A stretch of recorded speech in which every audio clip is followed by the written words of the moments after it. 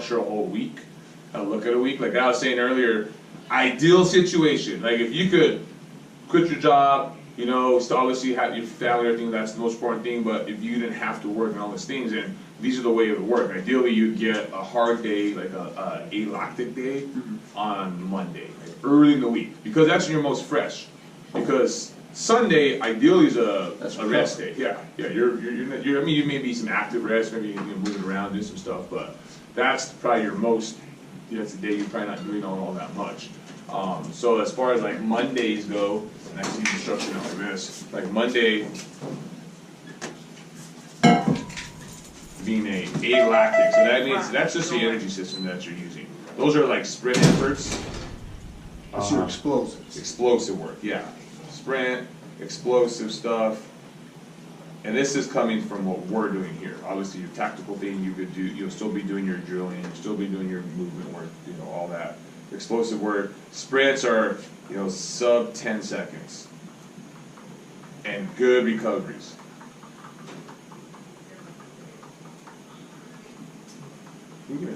Yeah, where are they at? Oh, his Blue and purple.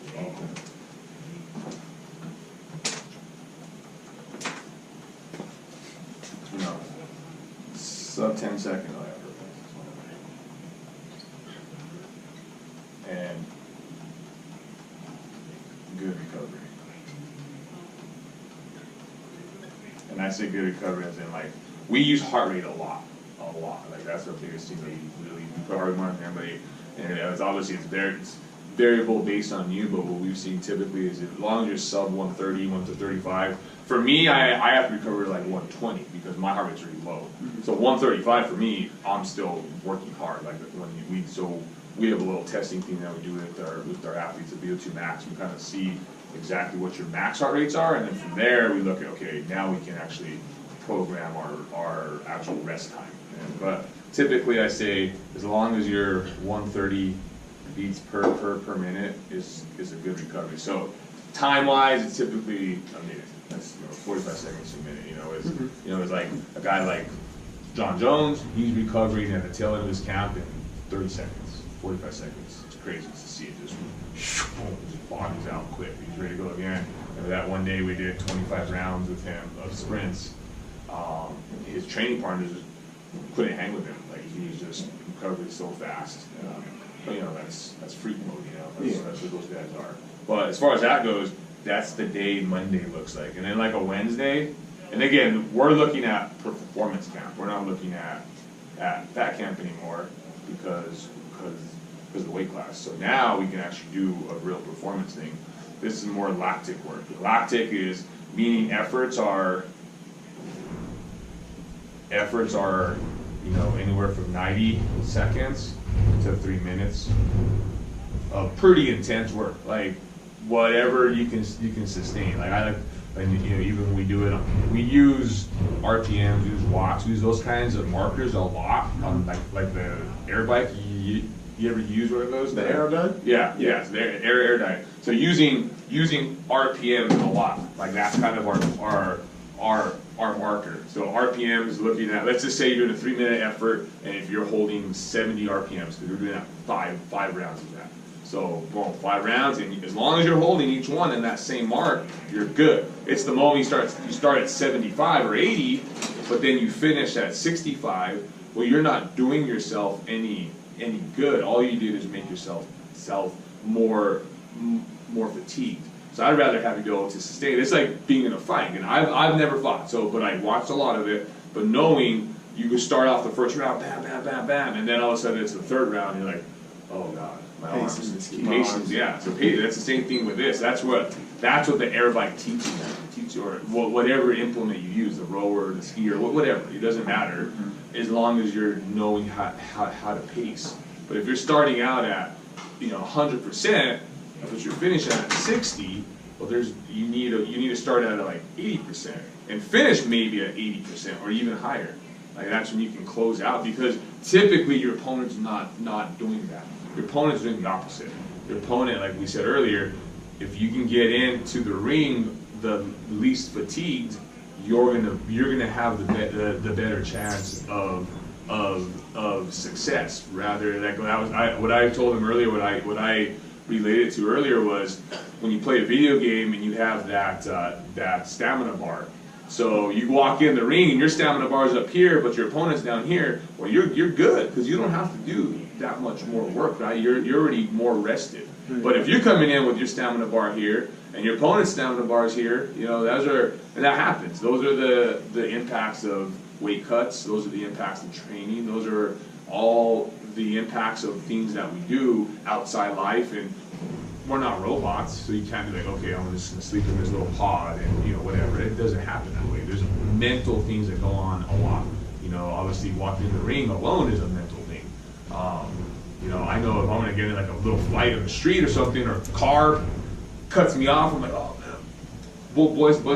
man, my blood starts boiling, you know. But I could see walking into a fight, that's crazy. Like, you know, and those are probably the biggest things that you have to overcome, is that big rush, and then start to not be so fatigued, right? And be able to kind of bounce back. What's that? Adrenaline dump? Yeah, adrenaline dump, yeah. You know, I'm sure you guys have all felt that.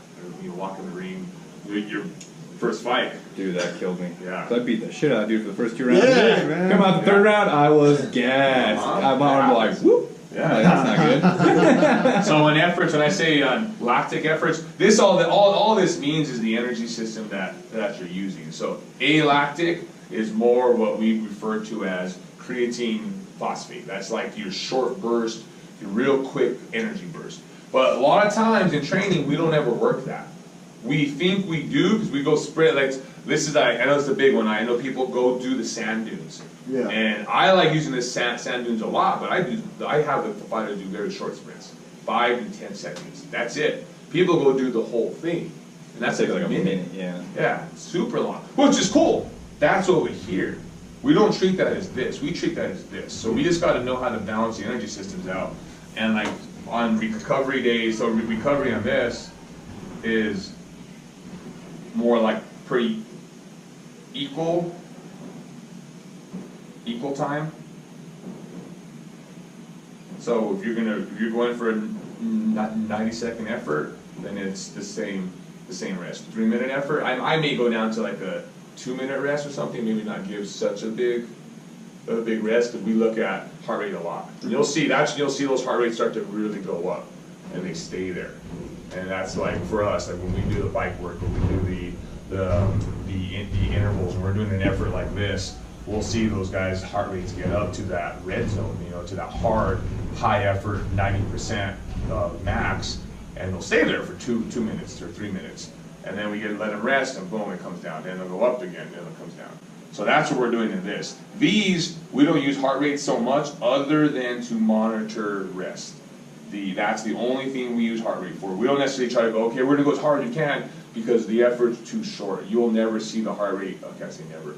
You won't see the heart rate get that high, that fast. After 20 rounds, oh yeah, because your heart rate starts just going down, down, down. It starts going up and up and up and up. If it does that, and now that's just what the natural progression is. You know, those first intervals would be like, this is kind of a graph you'll see, is that first interval is here, and then the rest, and here, and the rest, and here, and the rest, and here, and the rest, and here, and it just keeps going up. That's what those intervals would look like. It's just a grade like that. These ones, on the other hand, though, these efforts look like this. Here, rest. Here, rest. That's the way these efforts look, heart rate wise. So way different. We're staying hard, we're staying high on these heart rates. But this day, the Friday, like the last day, would be more aerobic based. And this could be Friday or Saturday. And this is really big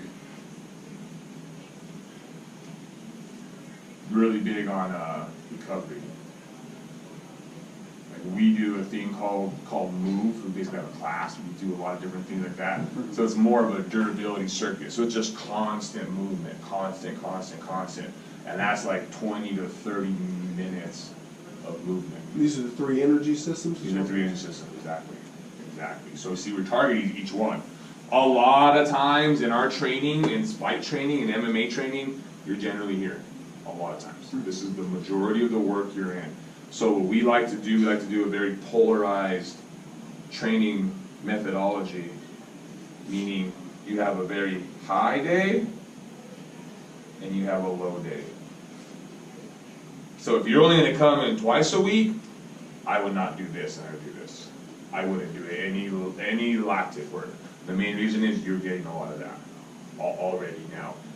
But again, in an ideal world, and you didn't have a job, and again, this was your thing. You got paid millions of dollars to come in our doors and to go fight in the ring. Yes, this is the way I would set it up.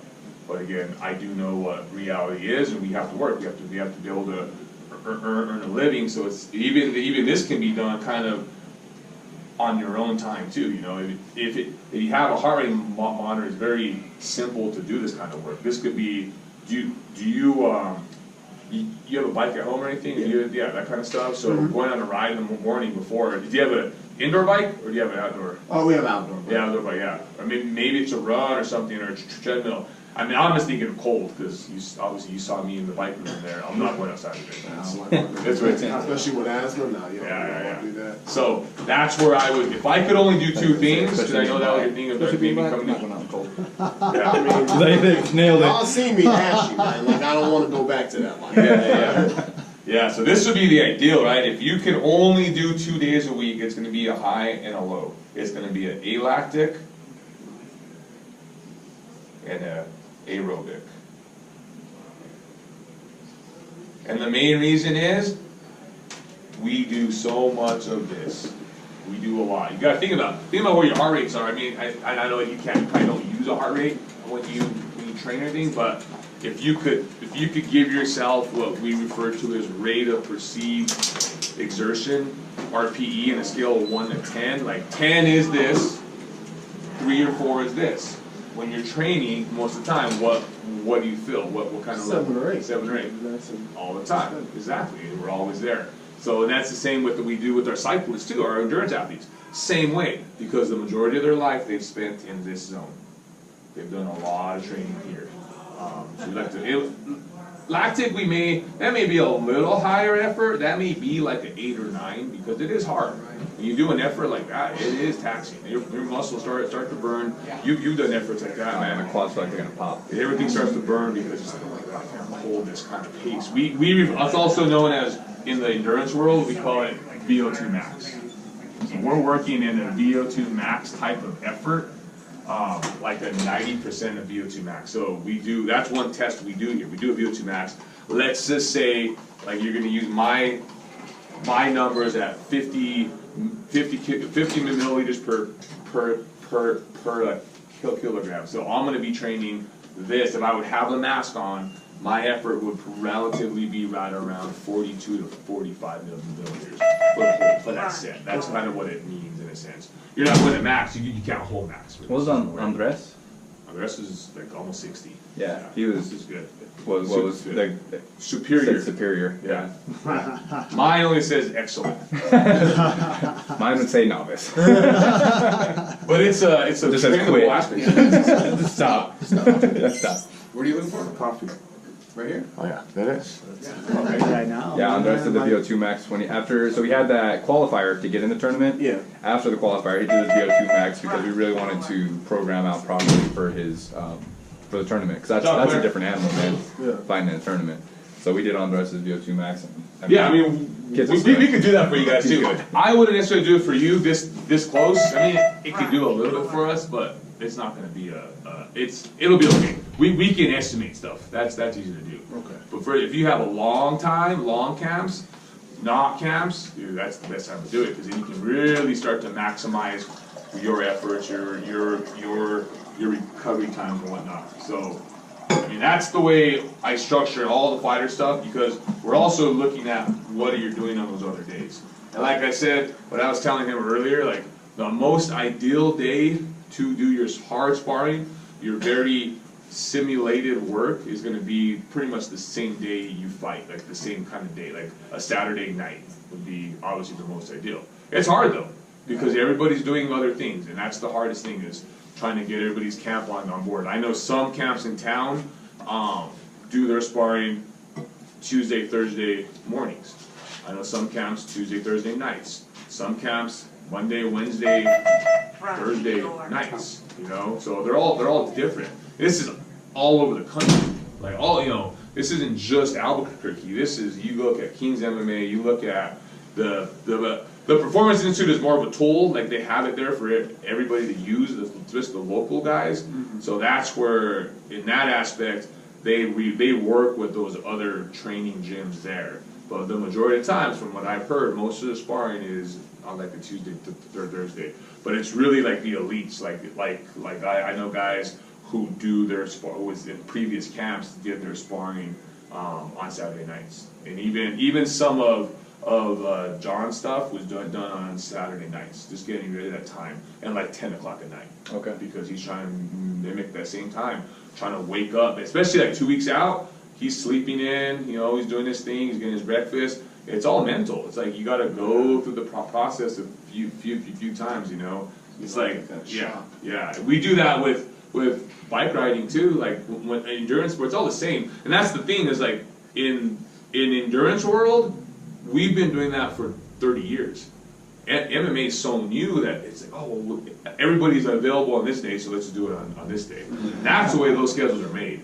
It's not anything related to the science. Work around the life and everything else. So it's like, hey, this is the day we're going to do it. If you can make it, cool. Yeah. We even got little Facebook groups where like, hey, we're doing it this day. Can you make it? Yeah. But I've seen previous camps where, for world titles. Yeah. And I've been at world title camps, and I've been in 7 of them. And, those camps generally, and it's because there's a lot of money involved. Obviously, the fighter can dictate the time. And it's worked because they're generally pretty smart about it. Hey, we're doing this Saturday night, or we're doing this at night. Generally, like Cowboy, for instance, for example, he does most of his fight training all at night because he's trying to mimic that same time. What did he do for Singapore? Oh, dude, we were doing morning stuff. Yeah, we were like, because he fought at 10 a.m. our time. Oh, it was like 6 a.m. We were in Denver. Oh yeah, it was really early. Yeah, it was like 6 a.m. So he started flipping, and he's an early guy too. He'll be in the pool, like I was telling you earlier. He'll be in the pool by 7 a.m. or 8 a.m. So it just varies, right? Obviously, he doesn't have to have another job. Like that is his job to train. So there's a difference. Must there. be nice. That's the goal. That's the goal. Yeah. But as far as it goes, I mean, that's kind of the whole spill of the training part of it, and how to kind of manage this stuff. Because this is all in camp. Post-camp, pre-camp, when you're 10, 12, 14, 6 months out, when you're far away, we still generally train like this, but not as we can actually increase the volumes on a lot of this stuff, especially here, if you're not doing a lot of the fights training. Because this is when you make your gains. Exactly, when you're making your gains. Exactly, we're lifting more. Like this, in alactic work, we're lifting, but not a lot, because we don't want to induce any soreness. Like we'll do like heavy deadlifts, like heavy trap bar stuff, heavy trap bar deadlifts, or if you have any Olympic lifting background, I know Nick does, and he can teach it very well. So him being able to teach just the prep of doing a clean, clean is. And what we use a clean for is just teaching you how to move your hips. You've probably seen people, do clean, but what we teach it is more of just getting your hips under you, being able to pull and just drive, because that is a power position. Yeah. Being able to knee somebody, being able to take somebody down, the faster you can recruit your nervous system to use your hips, that's where you're going to see the most impact. And the reason for a deadlift or a heavy lift like that is to now basically kind of like charging or synchronizing the nervous system to fire, to use more nerves. Because if you pick this up, it's not that heavy. I'm not using that many motor neurons. That's what's driving my muscles. Now this thing with a gold bar, oh shit, it's heavy. I'd pick it up for you if there's a gold bar. Yeah. They hit you and walk away. Yeah. But quit. The difference is that's what the differences are. Is you're lifting heavier weights, but it's also with technique too. Because if you don't have proper technique, you're just damaging your body. You're damaging your body. You're risking injury, which we don't need 3 weeks out. Yeah, we definitely don't. 3 weeks out, and that's why we do a lot of we scale it back, and it's like, okay, well, and it's like, I would do it more, especially for him, is I would do more of, let's just fill him out and kind of see where he's at and not do a lot of complicated movements, because it doesn't matter if it's, it doesn't, the body doesn't know what it's typically picking up, right? If you can pick up a sandbag, you can pick up a kettlebell, you can pick up a weight, you can pick up a medicine ball, it's all the same to the body if it's the same weight. All it really is how you're picking it up, what you're doing to control it. So I don't like to put ourselves in a box and go, okay, we're a TRX person, or we're only doing kettlebells or Olympic lifting or whatever. It's all open. We're doing, you know, physiologically, we're doing the, you know, we're challenging the energy systems, we're challenging the motor neurons and nervous systems to do those things. That's all we're trying to do. We're not trying to fit you into a box of, well, you're only going to do Olympic lifting, or we're only going to do weightlifting, because we're going to do what's best for you. If it's like, hey, I can't do that lift, okay, cool, man, let's do this instead.